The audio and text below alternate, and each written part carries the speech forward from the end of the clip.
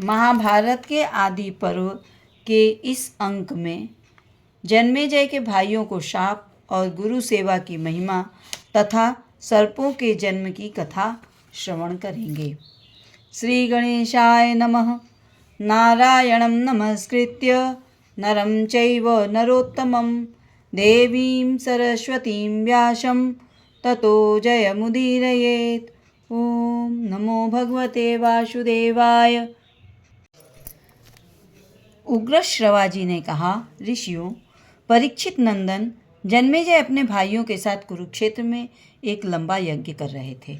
उनके 3 भाई थे, श्रुतसेन, उग्रसेन और भीमसेन। उस यज्ञ के अवसर पर वहाँ एक कुत्ता आया। जन्मेजय के भाइयों ने उसे पीटा और वह रोता चिल्लाता अपनी माँ के पास गया। रोते चिल्लाते कुत्ते से माँ ने पूछा, बेटा तू क्यों रो रहा है? किसने तुझे मारा है? उसने कहा, माँ, मुझे जन्मेजय के भाइयों ने पीटा है।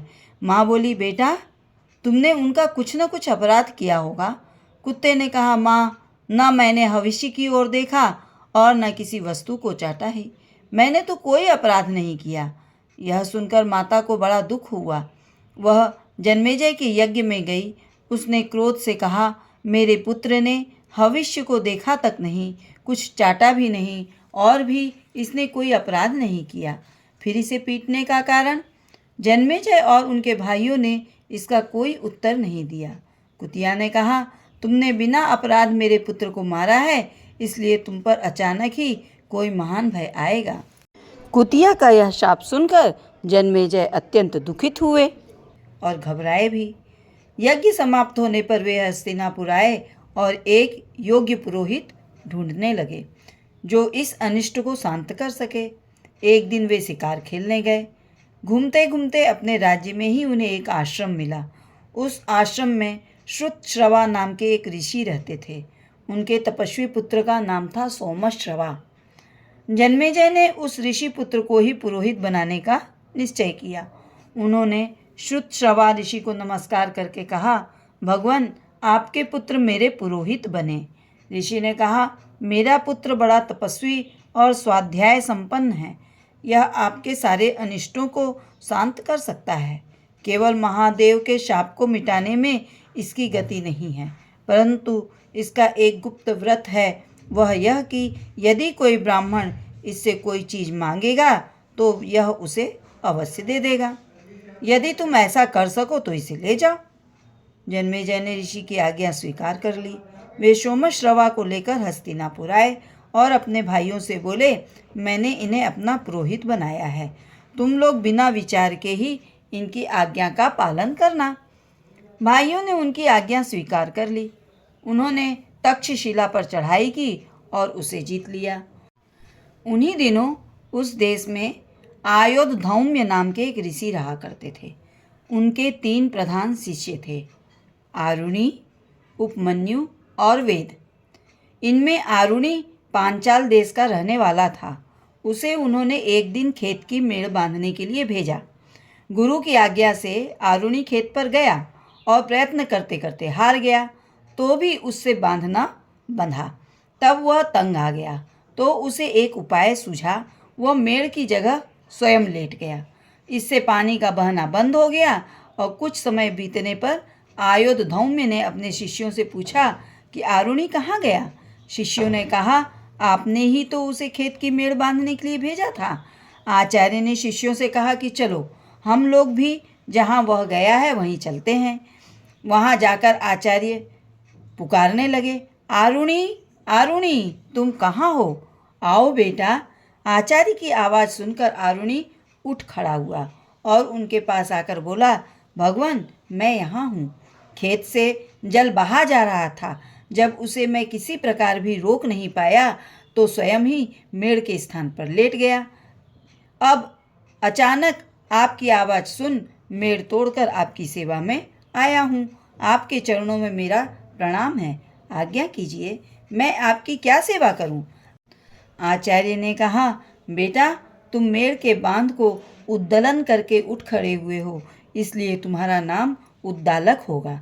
फिर कृपा दृष्टि से देखते हुए आचार्य ने और भी कहा, बेटा, तुमने मेरी आज्ञा का पालन किया है, इसलिए तुम्हारा और भी कल्याण होगा। सारे वेद और धर्मशास्त्र तुम्हें ज्ञात हो जाएंगे। अपने आचार्य का वरदान पाकर वह अपने अभीष्ट स्थान को चला गया। आयुधौम्य के दूसरे शिष्य का नाम था उपमन्यु। आचार्य ने उसे यह कहकर भेजा कि बेटा, तुम गौओं की रक्षा करो। आचार्य की आज्ञा से वह गाय चराने लगा। दिन भर गाय चराने के बाद सायंकाल आचार्य के आश्रम पर आया और उन्हें नमस्कार किया। आचार्य ने कहा, बेटा, तुम मोटे और बलवान दिख रहे हो, खाते पीते क्या हो? उसने कहा, आचार्य, मैं भिक्षा मांगकर खा पी लेता हूँ। आचार्य ने कहा, बेटा, मुझे निवेदन किए बिना भिक्षा नहीं खानी चाहिए। उसने आचार्य की बात मान ली। अब वह भिक्षा मांगकर उन्हें निवेदित कर देता और आचार्य सारी भिक्षा लेकर रख लेते। वह दिन भर गाय चराकर संध्या के समय गुरुगृह में लौट आता और आचार्य को नमस्कार करता।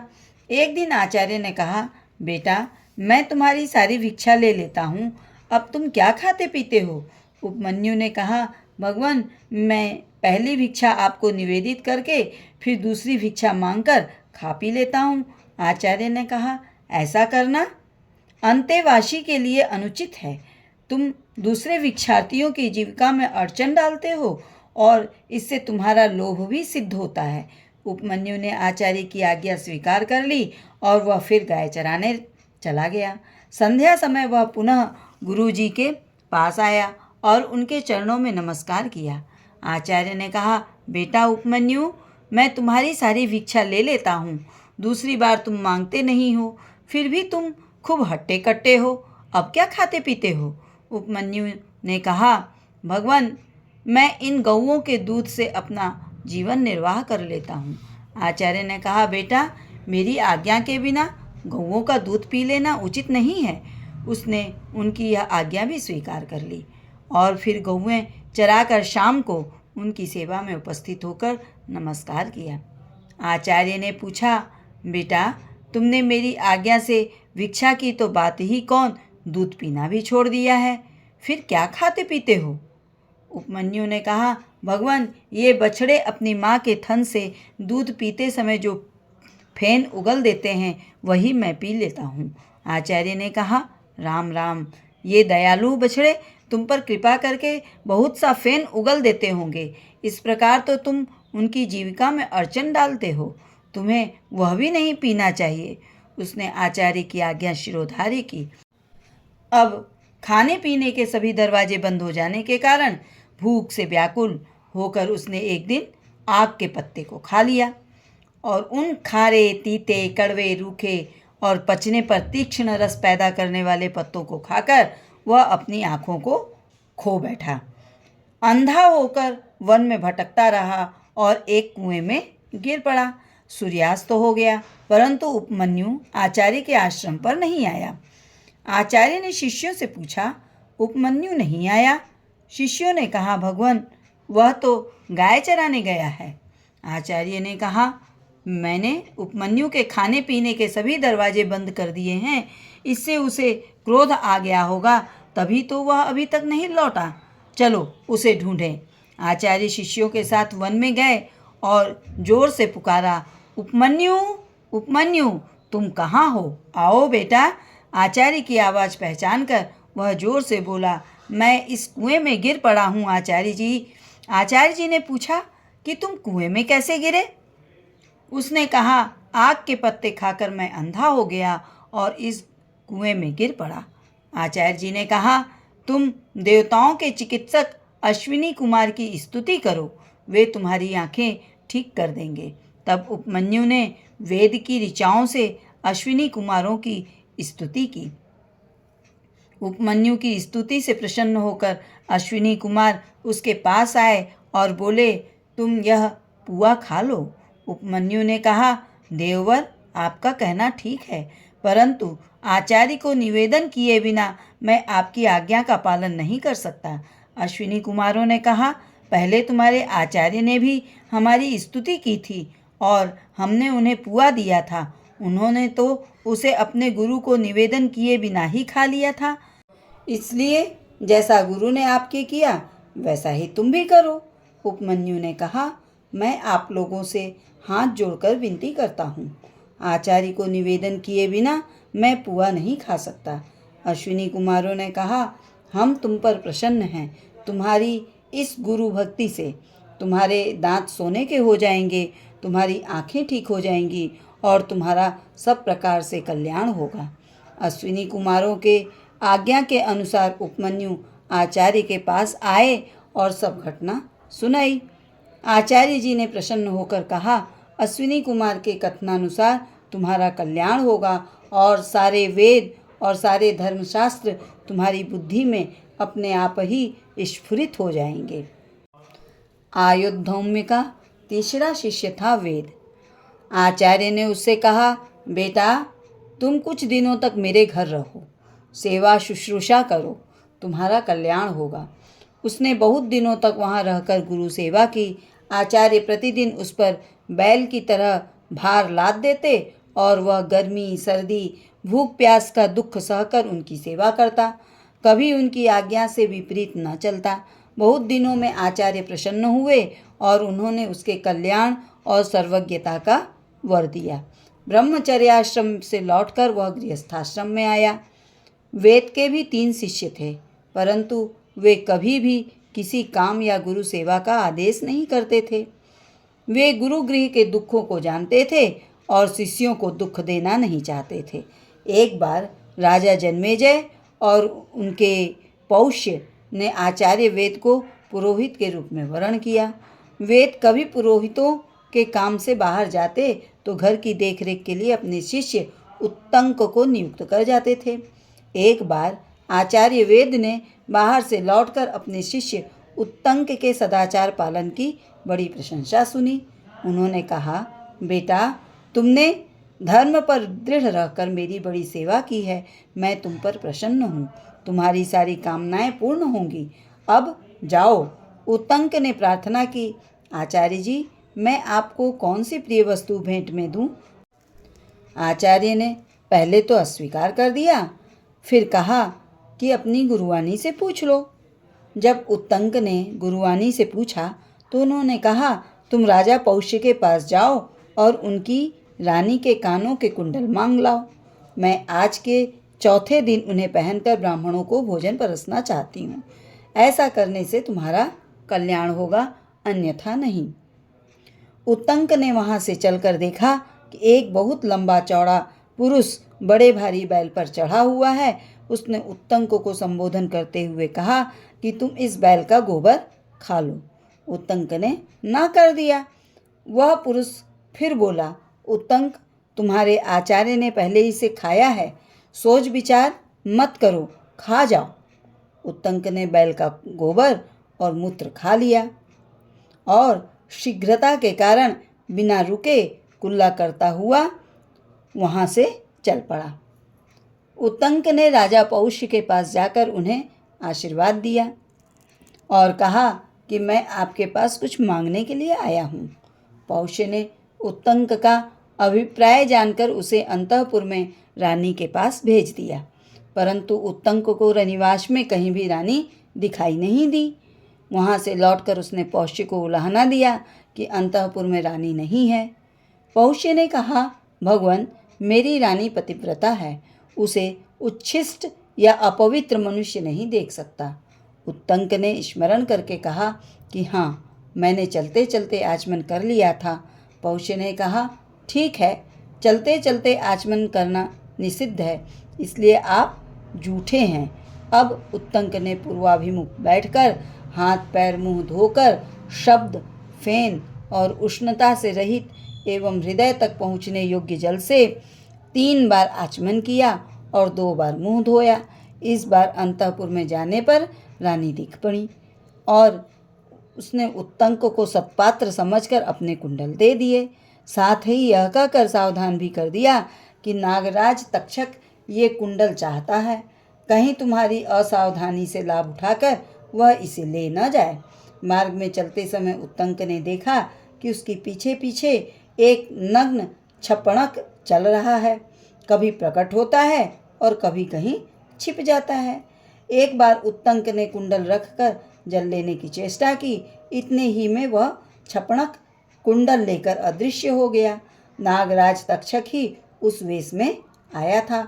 उत्तंक ने इंद्र के वज्र की सहायता से नागलोक तक का उसका पीछा किया।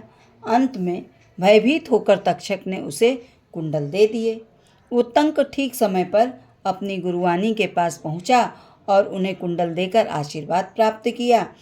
अब आचार्य से आज्ञा प्राप्त करके उत्तंक हस्तिनापुर आया। वह तक्षक पर अत्यंत क्रोधित था और उससे बदला लेना चाहता था। उस समय तक हस्तिनापुर के सम्राट जन्मेजय तक्षशिला पर विजय प्राप्त करके लौट चुके थे। उत्तंक ने कहा, राजन, तक्षक ने आपके पिता को डसा है। आप उससे बदला लेने के लिए यज्ञ कीजिए। काश्यप आपके पिता की रक्षा करने के लिए आ रहे थे, परंतु उन्हें उसने लौटा दिया। अब आप सर्प शत्र कीजिए और उसकी प्रज्वलित अग्नि में उस पापी को जलाकर भस्म कर डालिए। उस दुरात्मा ने मेरा भी कम अनिष्ट नहीं किया है। आप सर्प शत्र करेंगे तो आपके पिता की मृत्यु का बदला चुकेगा और मुझे भी प्रसन्नता होगी। शौनक जी ने प्रश्न किया, सूतनंदन उग्रश्रवा, अब तुम आस्तिक ऋषि की कथा सुनाओ, जिन्होंने जन्मेजय के सर्प यज्ञ में नागराज तक्षक की रक्षा की थी। तुम्हारे मुंह की कथा मिठास से भरी और अत्यंत सुंदर होती है। तुम अपने पिता के अनुरूप पुत्र हो, उन्हीं के समान हमें कथा सुनाओ। उग्रश्रवा जी ने कहा, आयुष्मान, मैंने अपने पिता के मुंह से आस्तिक की कथा सुनी है, वही आप लोगों को सुनाता हूँ। सतयुग में दक्ष प्रजापति की 2 कन्याएं थीं, कद्रु और विंता। उनका विवाह कश्यप ऋषि से हुआ था। कश्यप अपनी धर्मपत्नियों से प्रसन्न होकर बोले, तुम्हारी जो इच्छा हो वर मांग लो। कद्रु ने कहा, 1000 समान तेजस्वी नाग मेरे पुत्र हों। विंता बोली, तेज, शरीर और बल विक्रम में कद्रु के पुत्रों से श्रेष्ठ केवल 2 ही पुत्र मुझे प्राप्त हों। कश्यप जी ने एवमस्तु कहा। दोनों प्रसन्न हो गईं। सावधानी से गर्भ रक्षा करने की आज्ञा देकर काश्यप जी वन में चले गए। समय आने पर कद्रु ने 1000 और विंता ने 2 अंडे दिए। दासियों ने प्रसन्न होकर गर्म बर्तनों में उन्हें रख दिया। 500 वर्ष पूरे होने पर भी कद्रु के तो 1000 पुत्र निकल आए, परंतु विंता के 2 बच्चे नहीं निकले। विंता ने अपने हाथों से एक अंडा फोड़ डाला। उस अंडे का शिशु आधे शरीर से तो पुष्ट हो गया था, परंतु उसका नीचे का शरीर आधा अभी कच्चा ही था।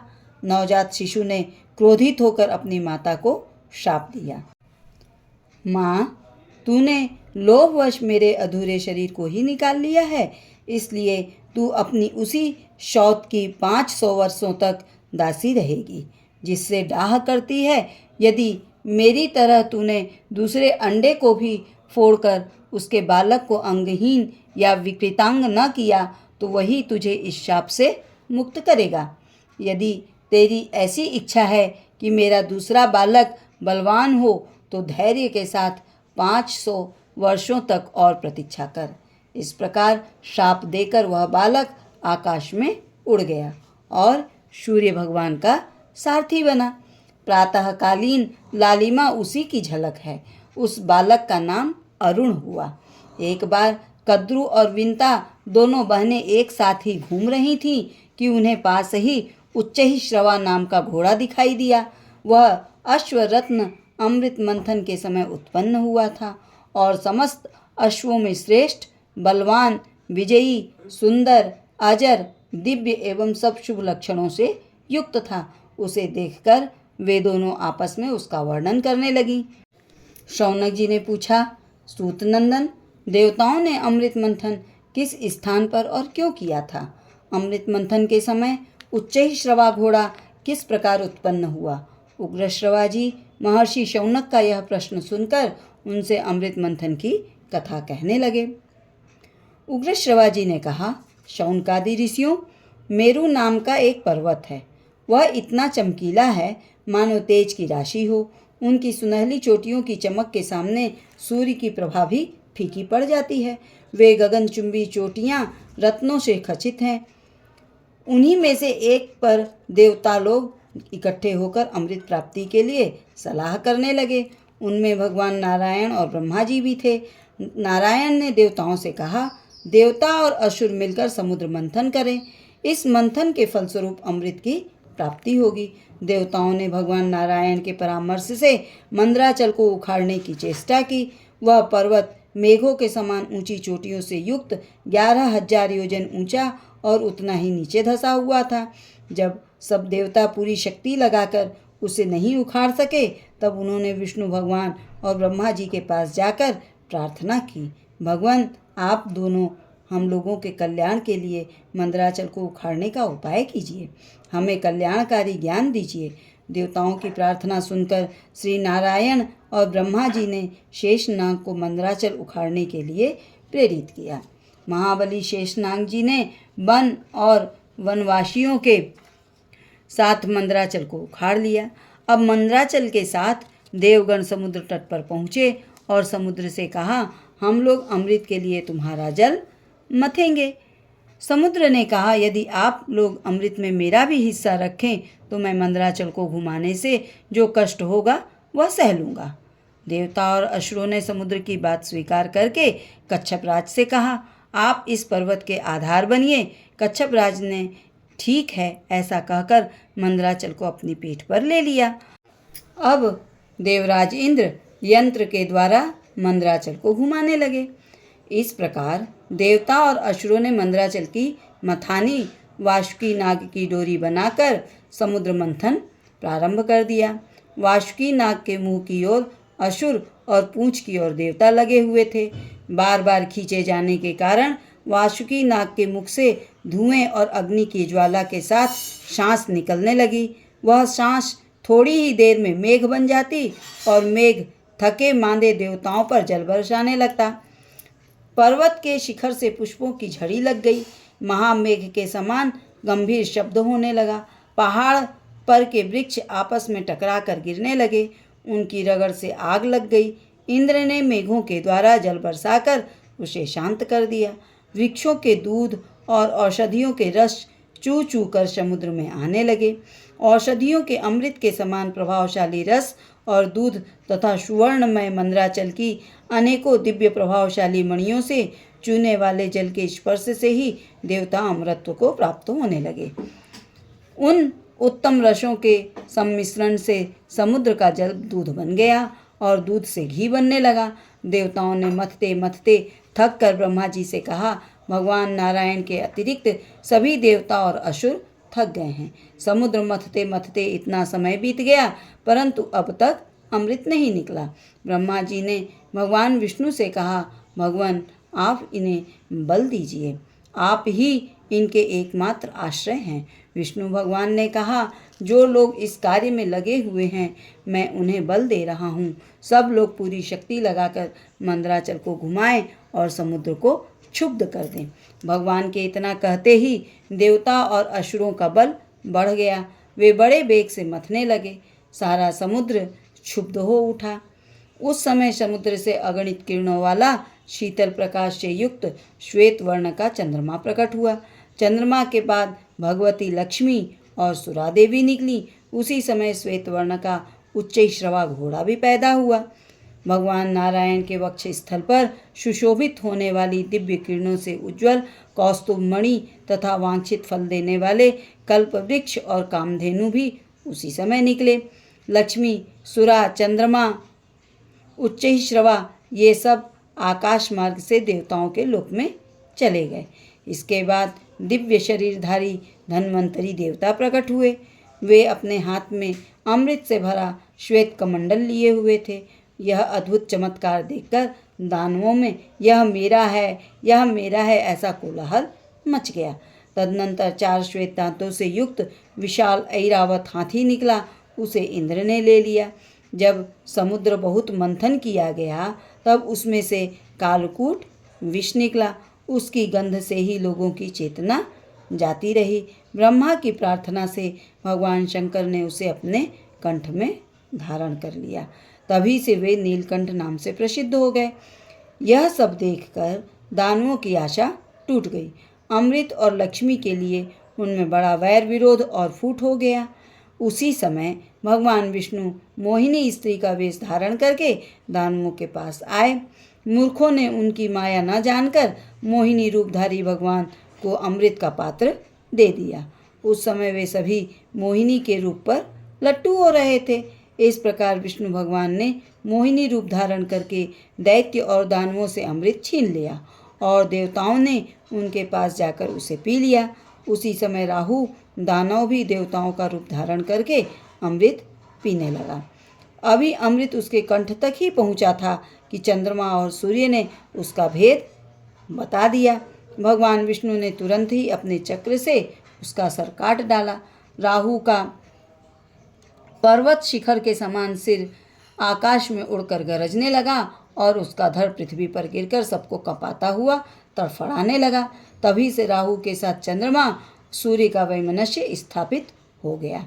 विष्णु भगवान ने अमृत पिलाने के बाद अपना मोहिनी रूप त्याग दिया और वे तरह तरह के भयावने अस्त्र शस्त्रों से असुरों को डराने लगे।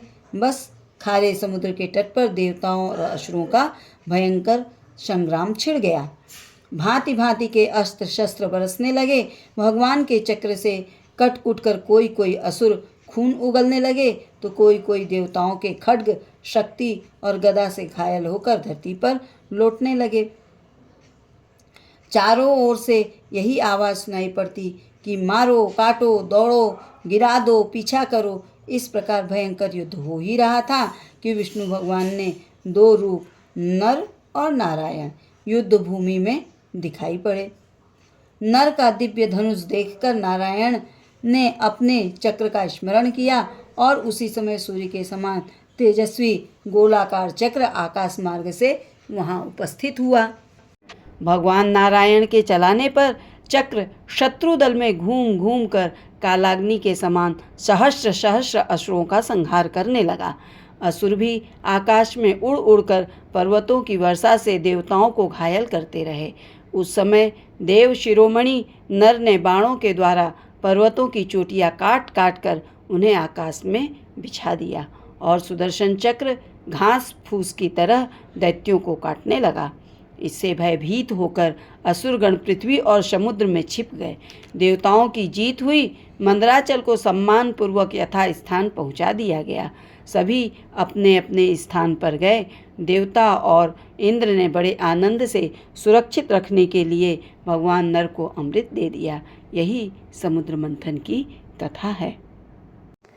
इति श्री नमो भगवते वासुदेवाय।